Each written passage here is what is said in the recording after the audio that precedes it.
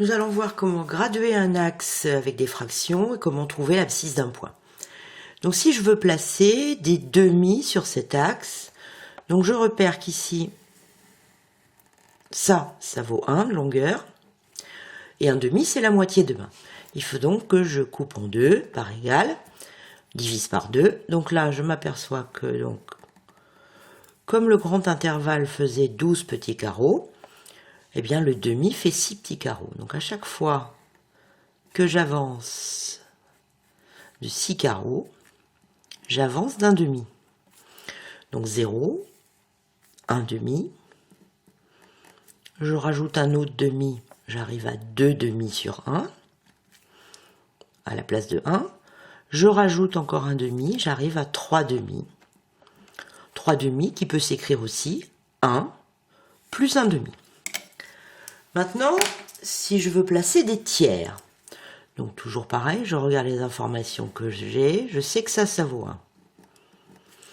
Des tiers, il va falloir donc diviser par 3.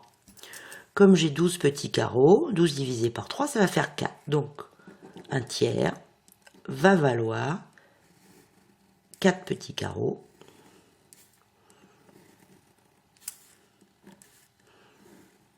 Chaque fois que j'avance de 4 carreaux, j'ai avancé d'un tiers.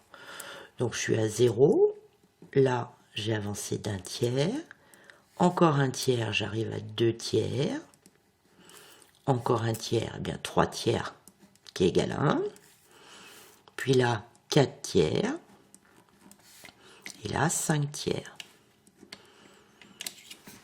On remarque au passage que lorsqu'on a des fractions qui sont plus grandes que 1, eh bien le numérateur est plus grand que le dénominateur.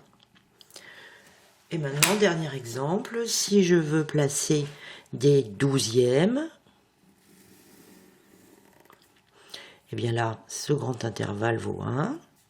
Je dois donc le diviser pour avoir des douzièmes en 12 par égal, c'est ce qui est déjà fait. Donc un douzième, c'est ça. C'est un intervalle de cette longueur, donc là je suis à 1 douzième, 2 douzièmes, 3 douzièmes, 4 douzièmes, 5 douzièmes.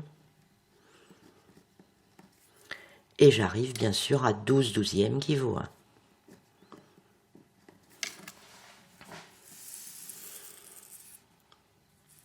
Alors maintenant, trouver l'abscisse d'un point.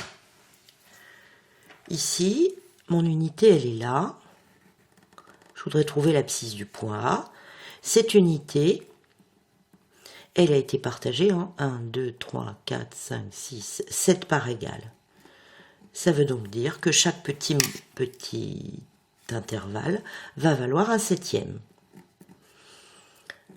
On avance de 1 septième en 1 septième. Donc là, j'étais à 1, donc 7 septièmes, 8 septièmes, 9 septièmes, 10 septièmes.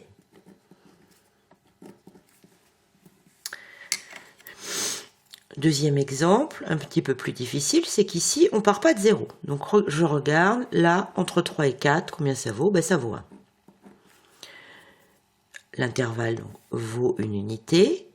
Cet intervalle a été partagé en 1, 2, 3, 4, 5 parts égales. Il a été divisé en 5. Donc, chaque petit intervalle va valoir un cinquième. On se déplacera donc de 1 cinquième en 1 cinquième. Et l'abscisse de B, qu'est-ce que je vois? C'est 3 plus 2 cinquièmes. Mais si je veux écrire ça sous forme de fraction, il faut que j'écrive le 3 ça fait combien de cinquièmes?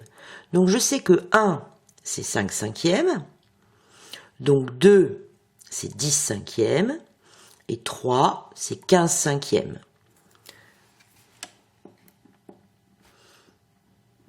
Façon très simple, 15 divisé par 5, ben justement ça fait 3. Et donc 15 cinquièmes, 16 cinquièmes, 17 cinquièmes.